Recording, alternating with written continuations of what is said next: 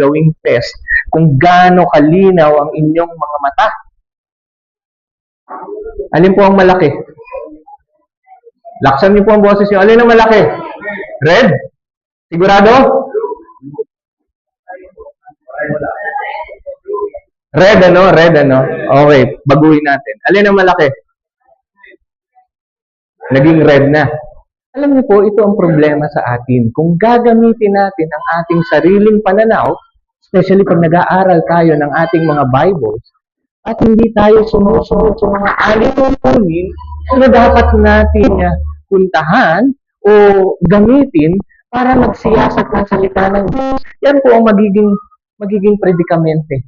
Maaaring sabihin nyo ang pula o maaaring sabihin ninyo ang asul. Pero katotohanan, pantay lang po sila. Pantay lang sila. So yan po ngayon, kailangan magkaroon tayo ng tamang pananaw pagdating higit lalo sa salita ng Diyos. Hindi po pwede na kapag nag-aaral tayo ng salita ng Diyos, ay yung mga dating pamamaraan natin na, kapatid, anong masasabi mo sa ating binasa? Alam niyo, ilan tayo ngayon dito? Mahigit 10 tayo. Pag ganun ang ating gagawain, ang sasabihin ni ate, ito ang aking pananaw. Sasabihin ni kuya, ganito ang akin. So, iba't iba. Pero ang katotohanan, ang salita po ng Diyos, ay mayroong pamantayan that we are required to arrive in a one single interpretation. Hindi po pwede po na sinabi ko, ay basta sinabi niya, at pareho kaming tama. Hindi po pwede yun. It's either mali ako, tama ako, o mali siya, tama ako, o pareho kaming mali. Pero never na magiging parehong tama. Tama po ba? So, kailangan mayroon tayong tinatawag na pamantayan kung paano tayo mag-aaral ng salita ng Diyos. So, today, we will be handling what you call, or discussing rather, hermeneutics. Ano po ba ang hermeneutics? Alam niyo po ba ang origin ng word na ito, Herme? Kilala niyo po ba kung sino si Hermes? Yung mga Greek gods and goddesses, siya po yung si Apollo, dun sa yung messenger. So, message, messenger, at yan ang natin. So, hermeneutics, short definition. Just for starting natin, it is the science, meaning, pag sinabi pong science, it is a principle or a process. Prinsipyo o pamamaraan, at it is an art, it is a task, it is a skill, meaning, you can develop and learn so that you can be able to understand better, and therefore, you will be able to interpret accordingly. So, it is the science and art by which the meaning of the biblical text is determined and interpreted. When we speak biblical text, pag po sinabi nating biblical text, hindi pala kaya sa screen to. Ngayon, pag sinabing biblical text, we are referring to the scripture, the word of God.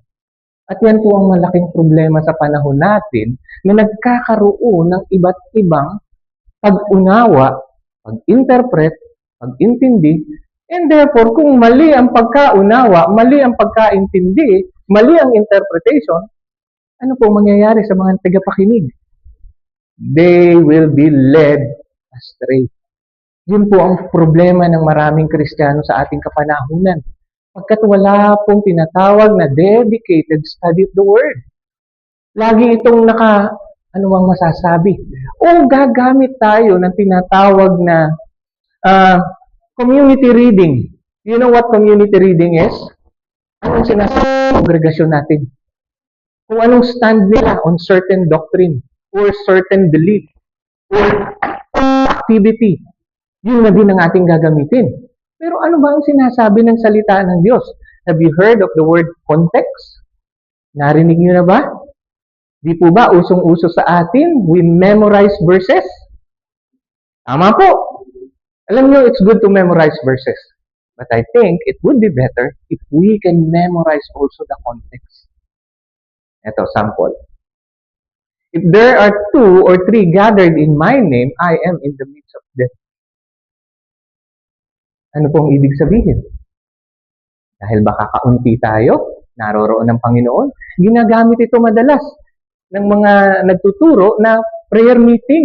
Kahit kakaunti tayo, we are strong. For God is among us or in the midst of us. My question would be here, ganito. Kung dalawa kayo o tatlo naroon sa kalagitnaan natin ng Panginoon, paano kung nag-iisa ka? Nandun ba ang Panginoon? Sige ate, naroon ba ang Panginoon? The interpretation of kung may dalawa o tatlo, naroroon siya. At ngayon, kung nag-iisa ka, there's something wrong with the interpretation. Diba? Kung solo ka, naroroon ng Panginoon. Ngayon, sinabi kung dalawa o tatlo, naroroon ng Panginoon. Ano ba talaga, ate, kuya? So, ang ano po doon, ang tamang interpretation po doon ng Mateo is about church discipline. But I would not dwell on that right now because we would be discovering how the interpretation came to that conclusion. Ito yung gagamitin uli, ha? Kung may dalawa, tatlo, naroroon. Paano pag isa ka? Wala. Hindi, naroroon pa rin. So, it is a matter of having the right interpretation. Sabihin nyo, nakachamba si pastor. Sige, dagdagan pa natin ng isang halimbawa. Revelation 3:20. Kumakatok ako sa inyong mga puso. At kung pagbubuksan natin ang ating Panginoon, siya'y papasok at kakain kasama natin. Saan ginagamit? Sa evangelism. Di ba? Buksan mo ang pintuan ng iyong puso. At ang sabi, ang pintuan ng iyong puso, walang bisagra sa labas. Walang doorknob. At ang doorknob ng ating mga puso ay nandun sa loob. Tayo ang makapagbubukas upang makapasok ang Panginoon. At pag tinanggap mo siya, siya ay makakasama at magkasama kayong hahapag, mauupo sa hapag. At ginagamit natin for evangelism. Eh what if sabihin ko sa inyo, mali ang konteksto? Hindi po yun ang ibig sabihin nun. It is concerning the Church of Laodicea na kung saan wala na ang Panginoon sa kanila. They are just going through the motion na akala nila mga Kristiyano sila na naroroon ng Panginoon. Kaya ang sabi, kumakatok kasi nasa labas na ang Panginoon. Wala na siya doon. So napaka-importante po na ating pag-aaralan ano ang konteksto. Na sinasabi mo na ikay mayaman, ang katotohanan, ikaw ay mahirap, hubad, bulag, at kaawa-awa. Why? Because ang Church of Laodicea, akala nila sila ay napakayaman. Kasi noong panahon po nila, merong sakit na umiiral. Noong panahon po nila, yung nagkakaroon ng eye infection dahil sa isang langaw. Uri ng langaw na nung panahon nila, pag nadapuan ka at naiganon mo, naipunas mo, magkakaroon ka ng infection sa mata. And ang Laodicea is the one supplying yung tinatawag na salve ointment para sa kanilang mata. Kaya ang sabi ng Panginoon, gamitin mo ang ointment na yan sa sarili mo upang ikay makakita at makita mo, hubad ka, mahirap at kaawa-awa. So ang gusto pong ipahabtid ng Panginoon doon, na pagbuksan ng pinto pagkat siya ay nasa labas na. Wala na siya sa kanilang kalagitnaan. So it's not about evangelism. Nasasabihin, pag binuksan mo ang iyong pintuan ng iyong puso, papasok ang Panginoon at siya ay mananahan sa iyo. Maling konteksto. So yan po ang mga nagiging problema if we do not exercise what we call the art and science of interpreting the Bible, having the right way to measure and principle of understanding the Scripture. So, klaro po tayo doon. So, hindi po ako magtuturo ng mga bagong katuruan, kundi ipaliliwanag natin how to go through that. But before everything else, teka, kung ituturo ko kagad sa inyo, papunta tayo doon, anong basis? Bakit ba kailangan nating matuto? Bakit kailangan natin ng panukat? Bakit kailangan natin ng mga proseso na ating malaman? Because we are handling the Word of God. So if we interpret it wrongly, then application would also be wrong. Di po ba? And we would be misleading people. Maiiligaw natin sila. So moving on, kailangan malaman muna natin. Ano bang sinasabi ng Word of God? what is the Word of God or what does the Word of God stands for? So sabing ganon, it is the power of God's Word. May kapangyarihan ang salita ng Diyos. Naniniwala po ba kayo? Sabi natin kanina, sa ating salmong binasa, God spoken creation into existence. Ang kanyang salita ang lumikha. Nang sinabi niya, let there be light, and there was light. Pinaghiwalay niya ang araw, ang liwanag at ang dilim, at tinawag niyang araw, umaga ang liwanag, at tinawag niyang gabi ang kadiliman, at yun ang unang araw. Di po ba? At the rest ay ginawa niya sa 6 na araw. So, the power of God's Word, may kapangyarihan ang salita ng Diyos. The words of the Bible have life-changing power. Saan ko ba nabasa? Somewhere. Ayun, doon sa ano natin, ang sabi na may life-changing power daw yun eh. Di ba? May life-changing power. So, Isaiah 55:10-11. So, kung gusto nyo po, pwede nyo picturean. But at the end ng ating session or ng ating klase na ito, which is, today is the initial class natin, we would be having other classes as well, August and September.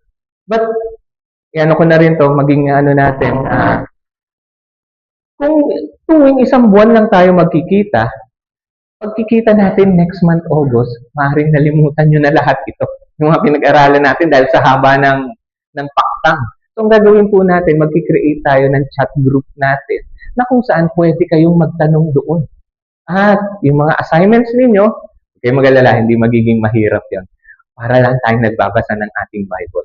So, doon natin di-discuss. So, ito po, going back sa ating lesson, Isaiah 55:10-11, it will not return to me empty. Hindi daw po babalik sa Diyos ang kanyang salita without accomplishing its purpose.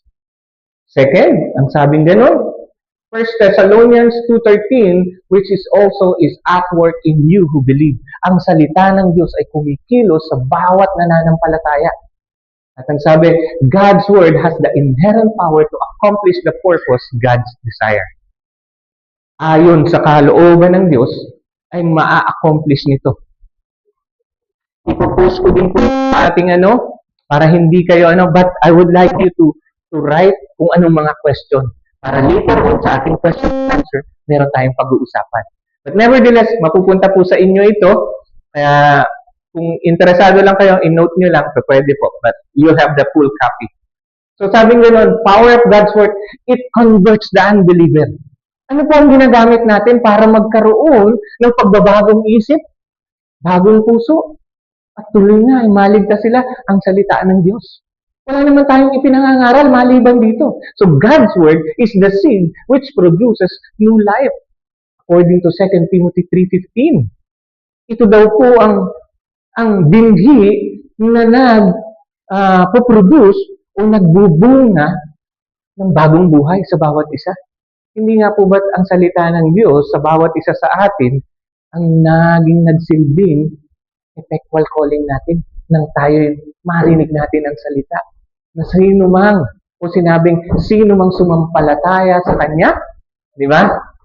Magkakaroon, ay hindi makakahanap, magkakaroon ng buhay na walang hanggan.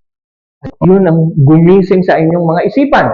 So, the Holy Scripture is able to show a person how to be saved. Romans 1:16. Ano ba ang sabi ng Romans 1:16?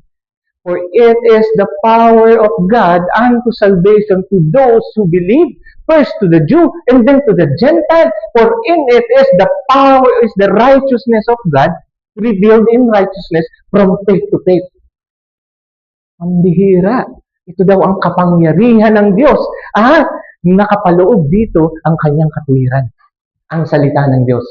The gospel is the power of God for salvation to everyone who believes. Naniniwala po ba kayo doon? Pero whether maniwala kayo o hindi, yan ang katotohanan. It will stand. Hindi po mahalaga kung anong tingin natin, kundi ano ang sinasabi ng salita ng Diyos. Ito ay panlaban sa kasalanan o kaaway o contradictory to sin. Ano ba ito? Psalm 119. When we know and obey God's word, kapag alam natin ang salita ng Diyos at ating sinusunod ito, we will be able to see sin in the light of truth and be warned about the consequences of sinning. So maliban na ang salita ng Diyos, ang siyang magiging the meditation of our mind and of our heart, then we cannot combat sin. Hindi natin kayang talungin o labanan ang kasalanan. So sa pamamagitan lamang ng salita ng Diyos, doon natin magkakaroon tayo ngayon. Anong sabi ng Hebreo? For the word of God is like a double-edged sword. Yun. Causes spiritual growth. Hindi po dahil sa ating mga pagpapagal, kaya tayo lumalago sa pananampalataya. Ang katotohanan, saan nanggagaling ang pananampalataya? It is through hearing and hearing the word of God, or sa ibang translation, the word of Christ. We develop faith. So kaya napaka-importante po ng salita ng Diyos. Hindi natin ito pwedeng, this is indispensable. Hindi natin pwedeng mawala sa ating kalagitnaan. Kaya napaka-importante malaman natin siya sa kanyang kabuuan at sa kanyang katotohanan. Hindi po dahil sinabi ng kung sino sa atin, but sabi nga po, the Bereans were considered more noble against the Thessalonians, for they check the scripture whether what the Apostle Paul is saying is true and correct. Binabalikan nila ang salita ng Diyos. Ganun din po sa atin. Huwag tayong maniniwala sa mga pastor na tumatayo dito. Katulad po si Pastor Doy. Huwag kayong maniniwala dyan. Sabi niya, check the scripture. And sabing ganun, God's word is our spiritual food. Eat in and be nourished. Kaya sinasabi, ang pagkain ng ating kaluluwa, ang salita ng Diyos. So, klaro, kaya dapat pag-aralan natin ito, alamin natin kung paano natin i-handle ang salita ng Diyos.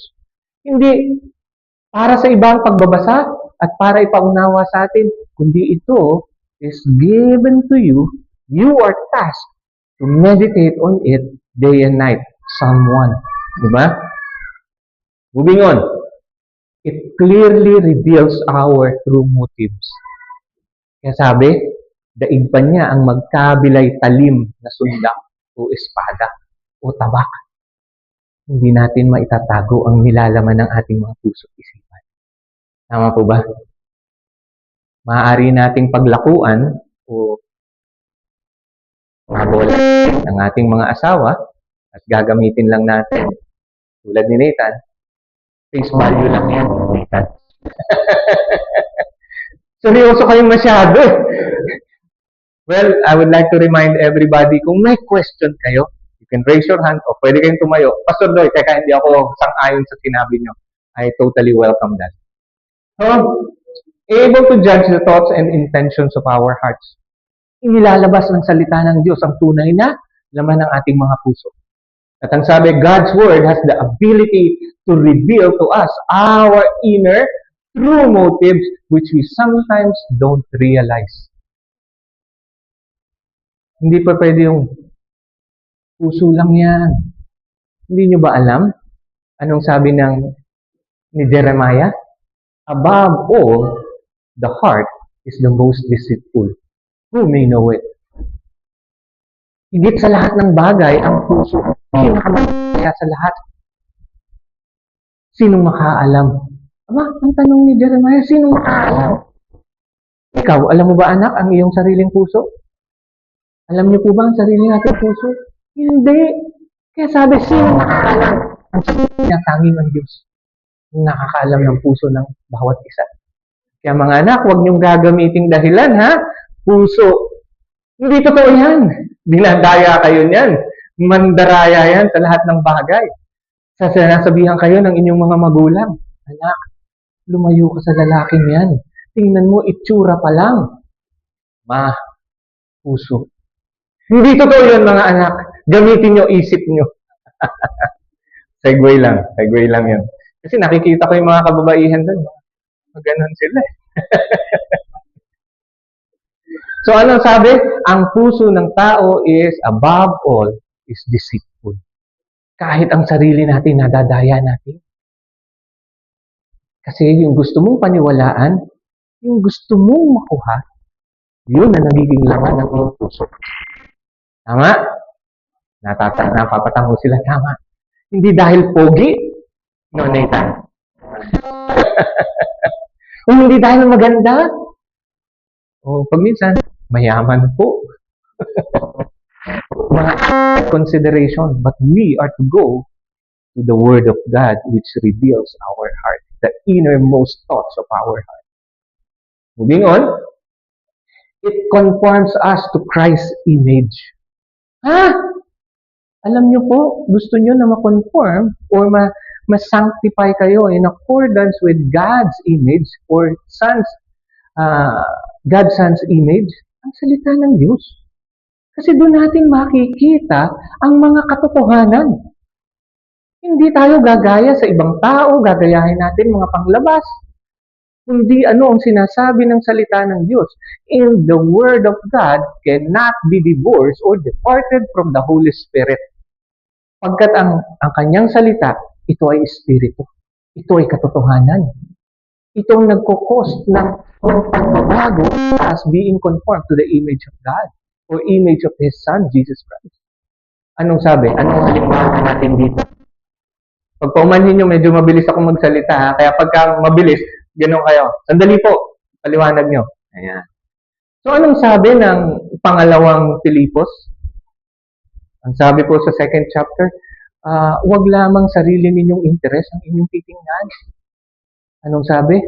Look out for the interest of others. Diba? And have this mind among you. The mind of Christ is in you. Kung paano, second chapter of Philippians, pinakita na bagamat siya ay Diyos, hindi niya inangkin ang pagiging Diyos. At siya'y nagpakababa. At natagpuan bilang isang alipin, hanggang kamatayan sa krus. So makikita natin, ito palang dapat na maging pag-iisip ng bawat isa. Not looking only for our own self-interest, but also the interest of others. So lagi tayong concern. So yun ay tinuturo. So how can we know that if we are not even reading our Bibles right? Mali ang pagbasa. So sabing ganun, in James 1:22-25, as we look into the Word of God, it is like a mirror, para daw po siyang salamin, which shows us what we are really like and what will change when we obey the Bible. So sabi ni James, do not only be hearers, but also be doers. Magi kayong tagaganap o tagasunod, hindi lamang tagapakinig. At sabi niya, ang salita ng Diyos ay parang salamin na kung saan, pag umarap tayo, nakikita natin ang ating larawan. Nahahayag ang mga dungis natin.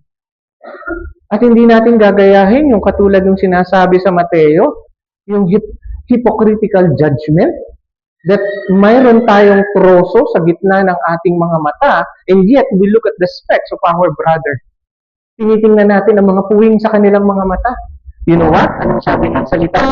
Panggalin mo muna ang troso sa iyong harapan upang makita mo ng maayos ang puwing sa iyong katawan. Naturuan mo siya kung paano ito tatanggalin.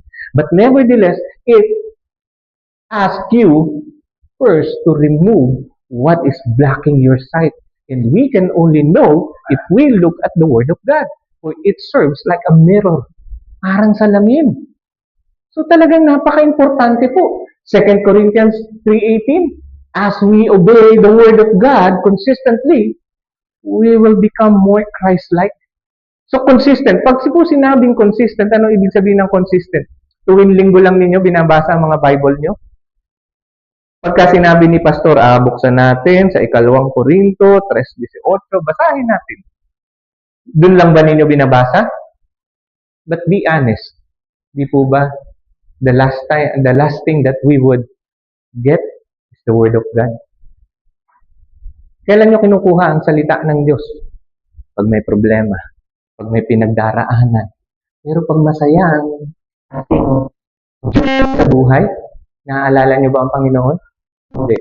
Kaya alam nyo, ginagamit ng Panginoon ang mga sitwasyon so that we would come to Him, to His Word. Di ba? And moving on, the Bible is like no other book you will ever read. It is the only book with the real power to eternally change your life. Yan lamang aklat na yan ang pwedeng magbigay sa atin ng buhay na walang hanggan. O magpaalam sa atin how we can have eternal life and change us from the inside out. Hindi po panglabas. It has to be from the inside out.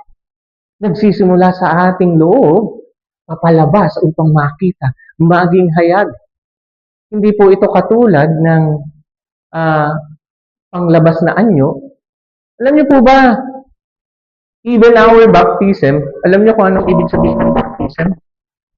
Di ba? It is our identification with Christ's death and resurrection. Di po ba? Ito yung ating pakikibahagi sa pagkamatay at muling pagkabuhay ng ating Panginoon.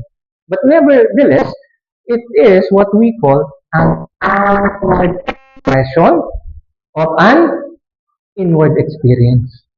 Kaya wala pong binabaptize na hindi mananampalataya. Ang binabaptize lang po ang mga mananampalataya. At hindi yun ang nagliligtas sa iyo. Ikaw ay naligtas na bago ka binautismuhan. So same thing, yun ang ginagawa ng ina-address ng salita ng Diyos. The inside. The inner man, so that the outer man may express and manifest the saving work of Christ sa ating mga buhay. So, alam niyo na ang mga bagay na ito, ngunit nais ko pong ipukpok sa ating mga isipan upang makita natin ang urgency kung bakit dapat nating pag-aralan. At tayo naman pong mga pastor na nagtuturo, bakit kailangang matuto tayo to properly handle the Word of God? Season. Hindi pagkakursunada lang natin.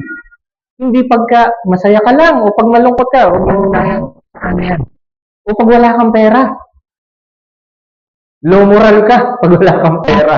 Hindi mo na ako mag-aaral ng salita.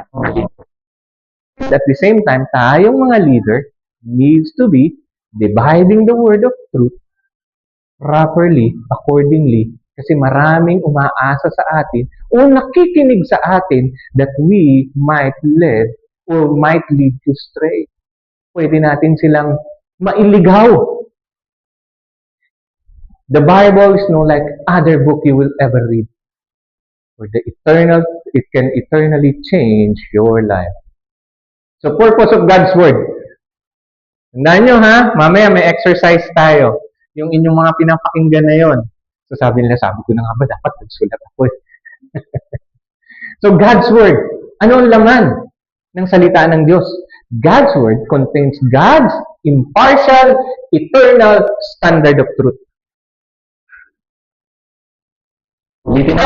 Impartial, eternal standard of truth. And you can find that in Psalm 119, 9-91 and verses 160. The Bible is objective truth by which everything else must be measured. It reveals what is right and what is wrong. Ipinaalam nito, ipinakikita nito kung ano ang tama, ano ang mali.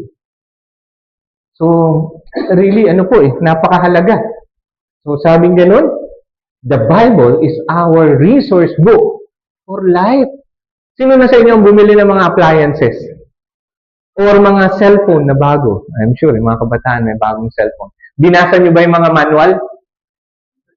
Opo. Okay po. Ayan. Impartial po, ibig sabihin, walang kinikilingan.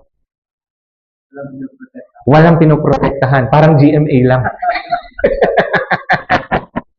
So, wala siyang taong pinoprotektahan. Tamaan na kung sino ang tatamaan ng katotohanan na iyon. Bato-bato sa langit, pag tinamaan ka, bukol. Yan. Ayan po. Praise the Lord. Pwede po yun, ha? So, yung ginawa ni Pastor is most welcome. Ayokong umabante tayo na hindi natin natatalakay ang mga bagay. So, impartial. Walang kinikilingan. Walang pinoprotektahan. Ako, mamasingil tayo ng GMA dito. Ayan. So, constitute a guide for our lives. So sabi ko nga, binasa niyo ba yung mga manuals ninyo? Ng cellphone ninyo? Yung mga specification ninyo? Alam niyo, ang problema minsan di natin binabasa yung mga specification. We are underusing yung mga devices natin. Tapos biglang may magsasabi sa'yo, alam mo yung cellphone mo, pwede yung ganito. Talaga? Di ko alam. Ba't di mo alam? Kasi di mo binasa. Alam nyo ba ang mga pribilehiyo pinagkaloob ng Panginoon natin? Yung iba. Ba't yung iba hindi mo alam? Hindi mo kasi binasa. Yun ang sinasabi ko. Alam nyo ba na from darkness we were brought to light? From being outcast we were adopted? From being sinners we were forgiven? Dapat alam natin yun. So that we would live out the blessing of the Lord. Pero marami po, hindi nila na-enjoy or yung benefit of the blessing because you don't read the Word of God. Na meron pala tayong gabay na ganun. Na kung ikay natatakot, hindi kang lumapit sa Panginoon, sasabihin mo, natatakot po ako. Bigyan niyo po ako ng kalakasan. Magiging na lang ba tayong cowering in fear? Baka dumating yung mga nanguhuli. Bakit ka ba natatakot? Because we are uninformed. Hindi natin alam. So the Bible provides both general direction for our lives and specific guidance as we read one at a time. So yung mga general and specific naroroon, nakasulat. Natin lang dapat nating alamin. So the Bible, again, is a resource book for life. Ano daw po ang ginagawa nito? Comforts, teaches, and encourages us. Kanino pong papel yan? Kaninong papel yan? Sino ang gumagawa niyan? Who gives you encouragement? Who teaches you all things? Holy Spirit! So that's why I told you earlier that the Word of God cannot be divorced from the Holy Spirit. Because they serve the same purpose. To teach, to comfort, and to encourage us. Kaya sabi, parakletos, paraclete, someone who is alongside, encouraging us. At ang banal na spirito, anong sabi? In us, with us, upon us. Simple na ginagawa ng salita ng Diyos. Alam mo, iiwanan natin ng lahat. Dapat ang salita ng Diyos, di natin iiwanan. Yan ang dapat lagi nating hawak. At ang sabi Romans 15:4, so that through the perseverance and the encouragement of the Scripture, we might have hope. So saan daw po tayo makakakuha ng ating pag-asa? From what? From the? Sige, laksan mo anak. From the? Scripture. Doon tayo makakakuha ng ating pag-asa. Hindi kung kanino man. Huwag niyong titingnan na pag nakatapos kayong mag-aral, may pag-asa na ako. Pagka marami na kaming pera sa bangko, may pag-asa na ako. Ano pang ibang mga pag-asa? Pag ako'y naging sikat, may pag-asa na ako. Mali. Kasi ang mga bagay na yan, sa isang iglap, pwede maglaho. So ito po ang ginagawa ng salita ng Diyos. What we learn from God's Word enables us to endure life's difficulties and not lose hope. Hindi tayo mawawalan ng pag-asa. Alam niyo po ba yung tinatawag na rule of 3? In 3 minutes, kapag wala kang hangin, patay ka. In 3 weeks, pag di ka kumain, patay ka. Di ba? Alam niyo po ba na even a single second, kung wala kang pag-asa, wala kang pag-asa. Patay ka. Alam niyo bakit ang mga tao sa labas na naging mga taong grasa? Ba't sila naging ganun? Nawala na po sila ng pag-asa. At sa inyong pangangaral ng salita, itong ibinibigay natin. Pag-asa to the downtrodden, to the outcast, to the weak, so that they may have hope in Christ through His Word by the power of the Holy Spirit. So, doon po natin titingnan. Okay, mag-alala, malapit na tayo magkape. Ready po ba kayo sa pagkakape? Ayan. So, ano pa? Questions asked about mistakes of others. Bakit isinulat doon? When the time for the kings have to go to war, David stayed at his palace. At ano nangyari kay David? Nung nanatili siya doon sa kanyang palasyo that kings are supposed to go out to wars. Namamasyal siya doon sa balkonahe niya isang hapon. Napatingin siya. May babaeng naliligo. Uy! Hindi lang isang tingin. Hindi na niya inalis ang kanyang tingin. Tinignan niya yung naliligong babae. Tapos sabi niya, "Liga, sino yon? Ipatawag mo." So see, yan po ang ano natin yan.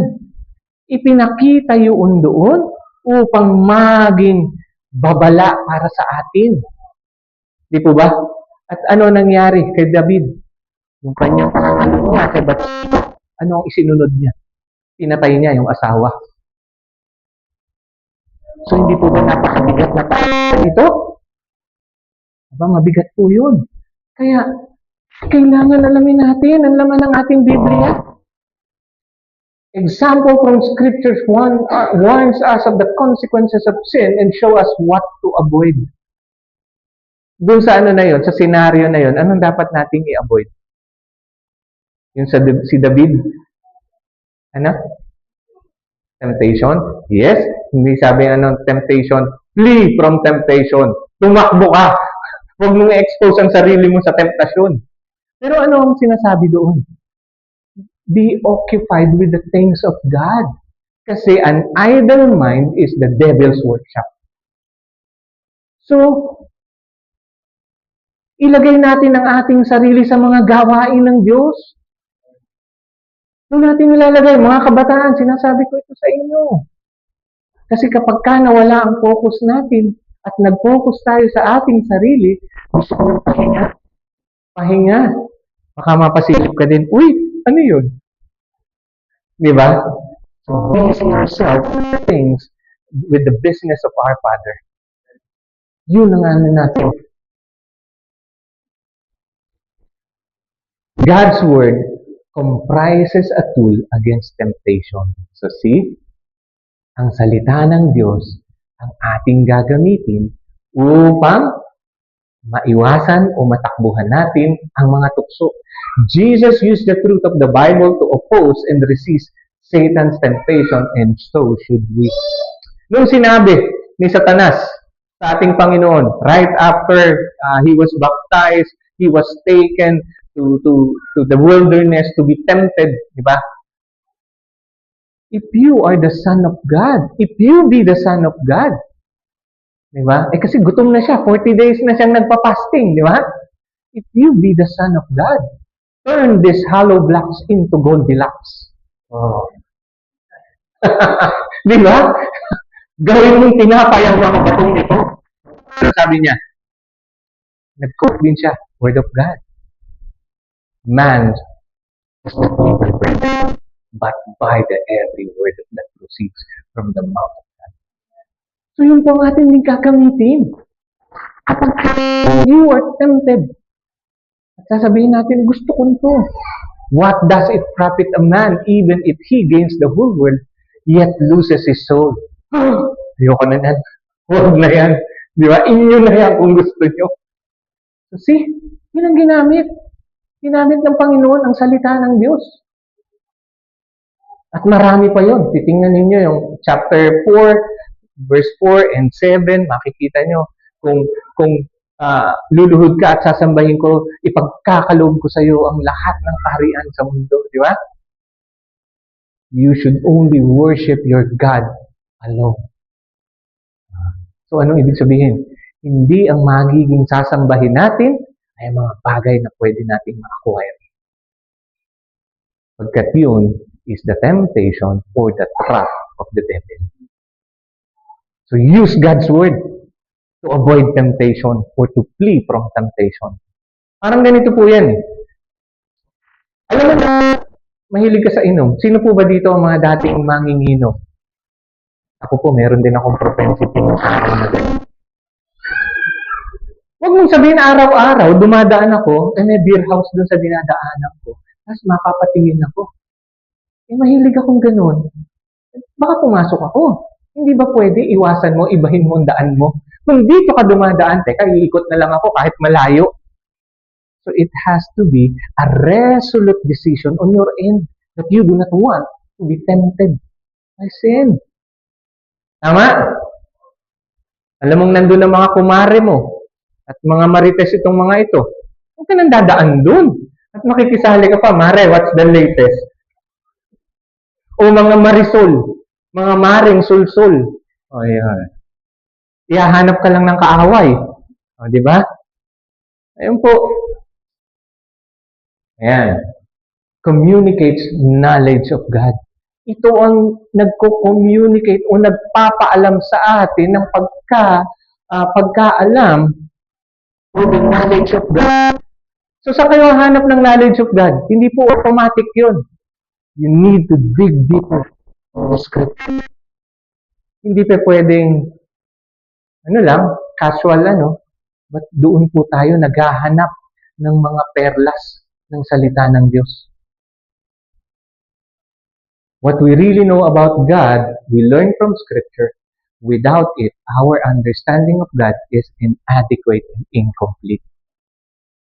Again, ibabalik ko. Gaano kadalas ninyong hawak ang inyong mga Biblia? Lagi ko pong hawak. Hindi mo naman binabasa. Lagi ko namang hawak. Alam niyo, may tendency minsan sa bahay ng mga ibang mga Kristiyano, nakita niyo po ba yung kanilang mga Biblia nandun sa altar? Nakaganon? Doon sa mga altar. Pero pag tinignan mo, puro alikabok. Tama si Kuya. Tama po kayo, Kuya. Puro alikabok. Meaning, hindi ginagamit. Alam nyo, ang tunay na batayan para malaman kung gamit ang mga Bibles. Minsan buksan nyo. Buksan yung Bible ng mga ganunin nyo. Maraming notes. Pero pagka parang bago, hindi ginagamit. Dapat ang mga Biblia nyo, gato-gato. Alam nyo ba yung gato-gato? Yung halos kumapal na yung mga pahina dahil pabalik-balik mong binubuksan. So, never be impressed with a clean Bible as if it is brand new. Hindi ganun. Alam nyo, ang mga taong madungis ang kanilang Biblia, sila ang may malinis na pamumuhay. At ang mga taong madumi ang mga pamumuhay, ang linis ng Biblia nila. It's the other way around. So, huwag kayo ma-impress na, ang galing naman, parang bago. Ano, anak? OC yung may-ari. Naku, ako OC. Kaya ang sulat ko, dahan-dahan. Dapat malinis. Moving on. So, tandaan niyo yun, ha? May Bible na parang napakarungis, ang daming sulat. Sila ang may malinis na pamumuhay compared to others. Bakit? Because they go through and dig to the Word of God. Dig into the Word of God. So, God's Word causes us to be equipped as God's servant. Marami ang nagsabi kanina that they are volunteers sa church. Ang tanong ko, gaano karaming biblical knowledge ang baon mo? Or biblical truths for that matter? Gaano karami? Teka, baka pag tinanong ka, ano ang tungkol sa what is the doctrine of justification all about? Tanong ko po kay Pastor. Kaya nyo ba reiterate the doctrine of justification? Honest. Kaya ba natin i-reiterate from scratch? Then we are missing a lot. Dapat kaya natin itong ipaliwanag. Paano kung may siya ka? Kapatid, paano po ba maligtas? Anong sasabihin? Sasabihin mo, kailangan magsisi ka at manampalataya ka. So, ibig mo sabihin, pag nagsisi ako at manampalataya ako, maliligtas ako? We're missing out something here. Anong problema? Because we are not digging deeper dun sa Word ni God. Alam nyo ba that we are able to repent and put our trust in Christ in faith because we are indwelt by the Spirit. It's not the other way around. Na kapag tayo nag-repent at nanampalataya, saka papasok ang banal na Espiritu. No, hindi po. It is the Holy Spirit that allows us to repent and even put our faith in Christ. Kasi, ang katotohanan po, minsan may mga mali po tayong mga caricature drawing showing ang tao ay nahiwalay sa Diyos. Bakit? Dahil sa kasalanan. Tapos, nakita niyo na ba yung illustration, yung gap na tumatalon yung tao? Bitin, hindi siya makaabot. So, nandito siya, yung tinatawag na bangin ng kasalanan, hindi niya kayang i-traverse. Di ba? Talo siya, parang, yung Mission Impossible. Hindi makaabot si Tom Cruise dun sa kabila. Alam niyo ang katotohanan, mali po yun. Hindi yun ang tamang representasyon. Anong sabi ng Biblia? None seek after God. Walang hinahanap sa Diyos. Ang lahat ng nangaligaw. Ganito ang itsura kung papunta sila sa Diyos, hindi sila papunta sa Diyos. Lumalayo sila. Kaya kailangan pa ng Diyos to draw them to His Son. Upang tayo, hindi tayo lalapit sa Diyos maliban that the Father draws us to Him. So, paano natin malalaman yan? Paano tayo may equip? If we do not study our Bible. Yun ang malaking problema doon. Huwag mong sabihin, sabing gano'n, without the Spirit, we cannot even call Jesus our Lord. Hindi natin sasabihin yun. For it is spiritually discerned. So, bakit ikaw nakatawag? Because the Holy Spirit was given or indwelling you. Hindi ka naligtas dahil sa iyong sariling kakayanan. Hinanap mo Diyos. Walang naghahanap sa Diyos. Lahat ay nagsitalikod. Nagpunta sa kanilang sariling landas. Di ba? Yun ang larawan natin. Kaya kinakailangan nga. Alam niyo ito ha? Segway. Yung shepherd's crook. Alam nyo gamit nyo? Pag may mga tupa na nagliligaw lagi sa kanilang sarili, nakakalawin. Ano dito? Yan. Ganun ang larawan natin. Ito, nakita niyo yung ng picture ng Good Shepherd. Bakit bit-bit yung Ha? Bakit bit-bit yung tupa, Pastor? No. Nung Good Shepherd. Para madala. Tama.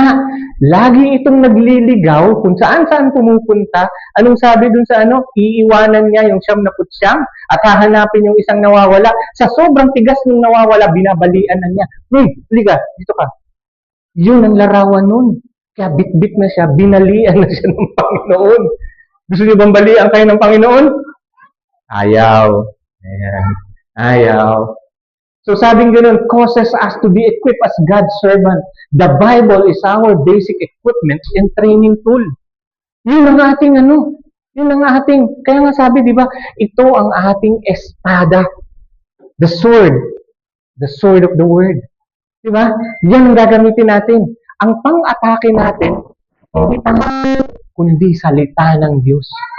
Yan ang ating pang-offensive natin. Offensive. Nagagamitin natin. Sabing ganon, 2 Timothy 3:16 to 17. All scripture is God-breathed. Alam niyo po kung ano ibig sabihin ng God-breathed? Sa ibang translation, ang sabi, inspired. Inspired. Pero alam niyo po, bigay ko sa inyo mas magandang meaning ng God-breathed. God, theos, and breathe, pneuma, Theonustos. It is the very breath of God, ang kanyang salita. Hininga ng Diyos ang kanyang salita. The all scripture is God-breathed and profitable for teaching. Saan daw profitable? For what? Teaching. Anong teaching? Pagtuturo. For reproof. Ano naman ang reproof? Correction. Reproof? Rebuke, pagsaway, and then correction. Training in righteousness. Kaya po ako, ang gamit ko dyan, may iba akong ginagamit dyan. So that the man of God may be equipped upang ang lalaki ng Diyos. Pag sinabi pong man of God, the word man can be both man and woman. Pag sinabi nating of God, it is in the genitive at ang ano po niyan, ownership. Ownership. So that the man of God, upang ang nilalang o ang individual na pag-aari ng Diyos. Yun ang tamang translation doon. Upang ang individual na pag-aari ng Diyos may be equipped, ay mabigyan ng kakayanan, having been thoroughly equipped for every good work. Upang tayo ay makakilos para sa mga mabubuting gawa. Hindi para maligtas, ha? To be equipped so that we can be used. Be equipped for good work. And, sabi ko po dyan, apat na C. So, yung profitable for teaching, C, convey. To convey God's message. Pag sinabi naman pong reproof, convict. To convict. Pag sinabi naman pong correction, hindi to correct. So, convey, convict, correct, and then training in righteousness. Ang training po ba isang araw? It may be a lifetime para sa atin. So, ang tawag doon, being chastised. Dinidisiplina para sa pagdisiplina. So, yung apat na yon. Convey, convict, correct, chastise. Ayan. Tinuro rin po sa akin yun ng aking pastor. Praise the Lord. Ayan. Para madali kong matandaan. Having been thoroughly equipped for every good work. Pero bago tayo pumunta dyan, mag-coffee break kayo. Ayan. Alam ko, hinihintay nyo na yung coffee break. At meron pak doon. Ayan. So, any question while we're doing yung ating po? Ayan po. So far, nakakasunod naman po tayo, ano? Nakikita natin ang kahalagahan ng salita ng Diyos. Kasi pagka ito ang nalimutan natin, walang amount ng training sa pag-i-interpret o pag-aaral ng salita ng Diyos ang magiging importante sa atin. Kaya dapat maalam natin ang kahalagahan nito. So that we would treasure it, we would handle it correctly. So parang may mamahaling kang sapatos. Pagkahubad mo, pupunasan mo. Ibabalik mo sa kahon. Sige po, coffee break po tayo. Ayan.